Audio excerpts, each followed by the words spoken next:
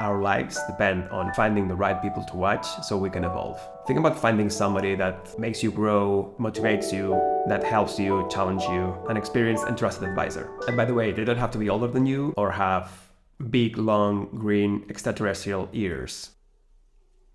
Hear you nothing that I say.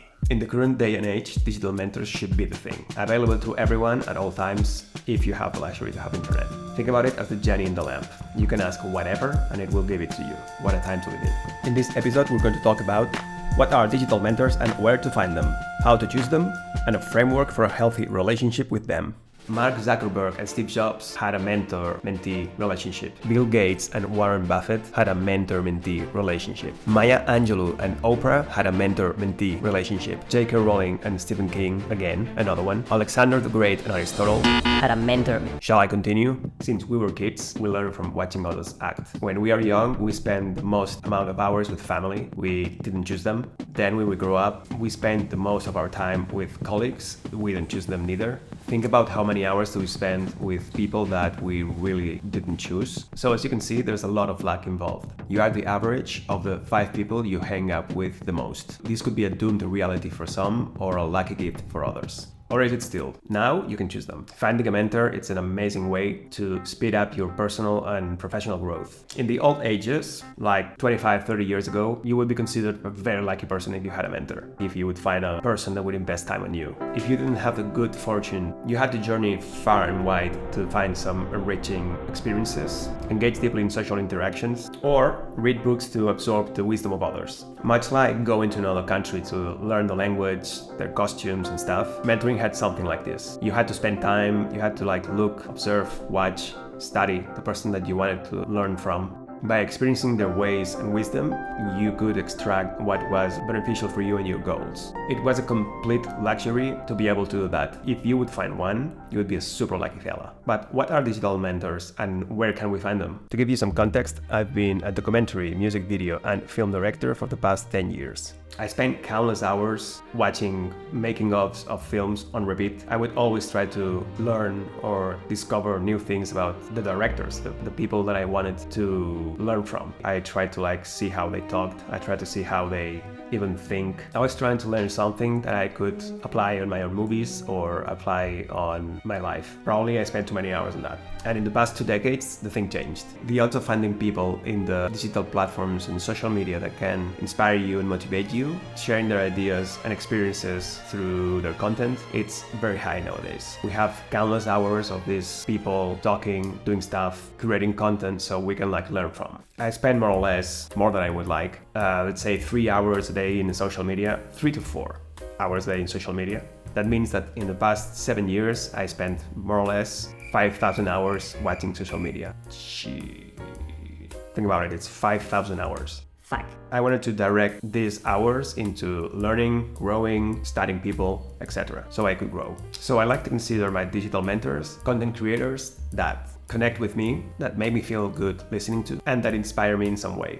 People that share their experiences on how they solve their own problems. You can learn from everybody. And experts in specific subjects. What you really need is advice on how did it work for them. That's all. I studied their knowledge and skills and adapted to my life. After interacting with several creators, you will find somebody that truly resonates with you. What values do you share? What do you respect from them? It's a good influence for you. Would you trust this person? Be aware of what makes you feel right about them. Be clear about your digital mentorship goals and find people with the knowledge and skills you need. But as it happens in life, you will have to put the work on it. Put in the effort to make this digital relationship successful. They help me develop my skills and knowledge, set and achieve my goals, make better decisions, build my confidence, navigate challenges and setbacks. In today's digital era, this is the new currency, or as I like to call them, digital gold nuggets. On the other hand, we can spend hours and hours talking about the disadvantages of social media, and the worries are completely real. But I would like to think that we have to focus on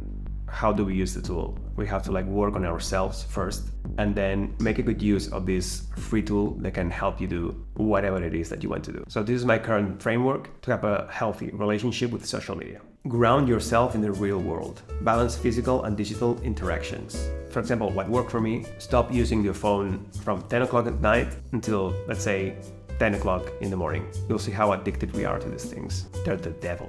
Find some type of movement, what I call sport, that you enjoy doing. Cultivate and take care of your real-life relationships. Recognize and curate your digital circle. Choose mentors and content that align with your goals. I think this is a very important thing to know when we look for someone to learn from. If you want to know how I try to find my values and the list of questions that I put to myself to know myself better, and I can have more clarity to know what I don't want to be following or I don't want to be consuming, you can tell me in the comments and I will try to make a video of it or try to give you information about how I do it myself. So as I said, it's very important to put the work to know yourself. It's fucking difficult, but this is going to give you a lot of precious information. Observe your reactions post consuming content. What emotions am I having while consuming this content? Am I feeling empowered? Am I feeling depressed? Am I losing time? I'm doom scrolling like a chimp. Is it draining you or is it giving you motivation, or as we call it in Catalonia, subidon?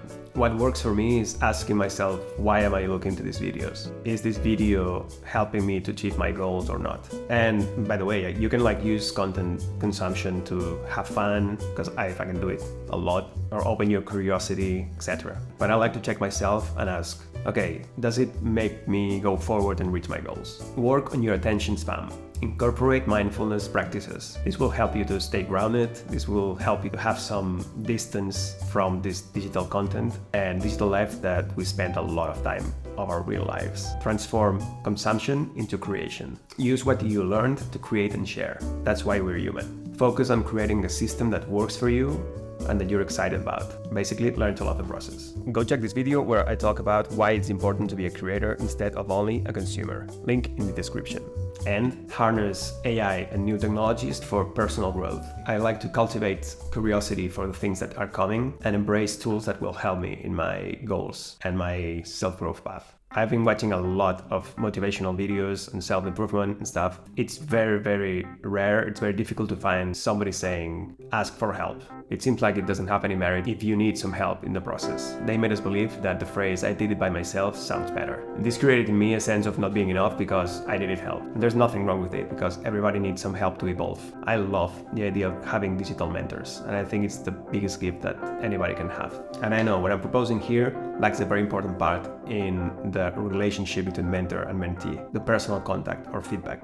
In the last 7 years that I've been focused on finding people to learn from, this lack of direct feedback didn't stop me from learning a lot. You can ask for help or advice to these people that you follow. I suppose that everybody wants to help, but don't be a psychopath. I will talk about AI and personal growth in my next videos, so stay tuned. I don't know how the fuck can I ask you to subscribe to my channel, but if you do, thank you so much, and if you don't, thank you so much for your time. If you have any doubts, please let the comment below. Stay kind.